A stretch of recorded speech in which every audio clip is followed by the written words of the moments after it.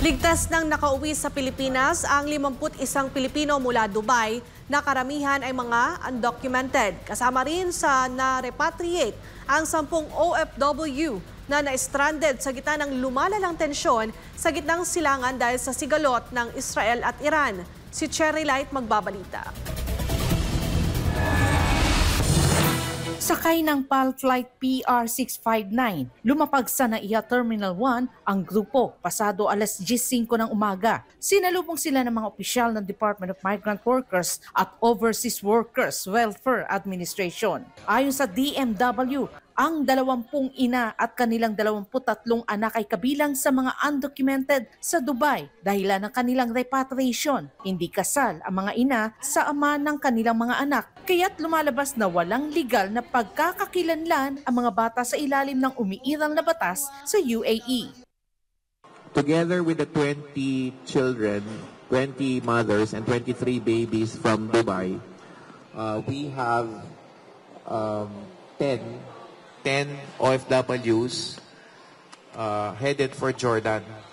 Pero hindi natuloy, so turn around, turn back, so they had to be sent home back to the Philippines kasi hindi sila makatuloy ng Jordan.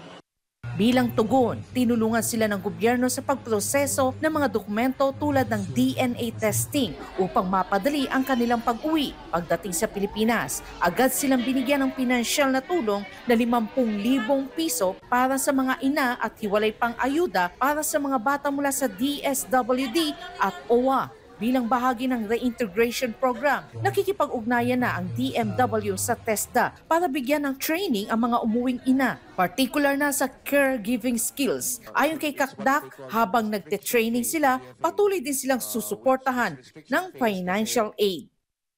We will reach out to TESDA DG Kiko Benitez for training nila.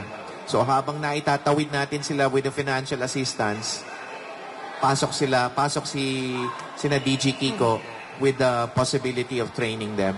And then, empleo. Samantala, kasabay na dumating na mga mag-iina ang 10 OFW. Ayon sa DMW, 72 oras nang na-stranded sa Dubai ang mga Pilipino na patungo sanang Jordan bilang mga domestic worker. Sabi ni Kakdak, makakatanggap ng tulong ang mga OFW. Anya, patuloy na nakatutok ang DMW sa kalagayan ng mga Pilipino sa mga apektadong lugar sa gitnang silangan. Kabilang dito ang 14 na OFWs sa Rohabat at sa Bat-Yam area na malapit sa Tel Aviv. Sa kasalukuyan, umaabot na sa 150 ang bilang ng mga nagnanais na makauwi mula sa Israel na mas mataas kumpara sa 100 at siyam noong nakaraang araw. Tinatayang nasa 30,000 ang bilang ng mga OFW na nanatili pa sa Israel. Payo ng DMW sa mga kababayang may balak magtrabaho sa Israel, Jordan o Iran, mag-isip ng mabuti at huwag munang tumuloy hanggat hindi bumubuti ang sitwasyon. Maring tumawag sa DMW OWA Hotline 1348 para sa payo at tulong. Samantala, iniulat ni OWA Administrator Patricia Ibon Kauna na sa 7 OFWs na nasugatan dahil sa sigalot sa Israel-Iran, 2 na lamang ang nananatili sa ospital at nasa maayos ng kalagayan. Isa sa kanila na nasa moderate critical condition ay inaasang madi-discharge na sa mga susunod na araw. Doon naman po sa ating kababayan na critical yung situation, pero nakausap po ng mga personnel po ng DMW at OWA, ang doktor po, attending doctor, at sabi po ay from yesterday gumaganda po ang kanyang lagay, no? And this is good at panawagan po natin sa mga kababayan natin, ituloy lang ang dasal kasi meron pong kailangan na surgery gawin. Sa ngayon na, sa 17 OFWs pa ang na-stranded sa Dubai at 10 sa Abu Dhabi, habang may isang kahilingan ng repatriation mula Iran. Ayon sa DMW, hindi lalagpas sa 100 Pilipino roon ang may asawang Iranian o anak ng Pilipina.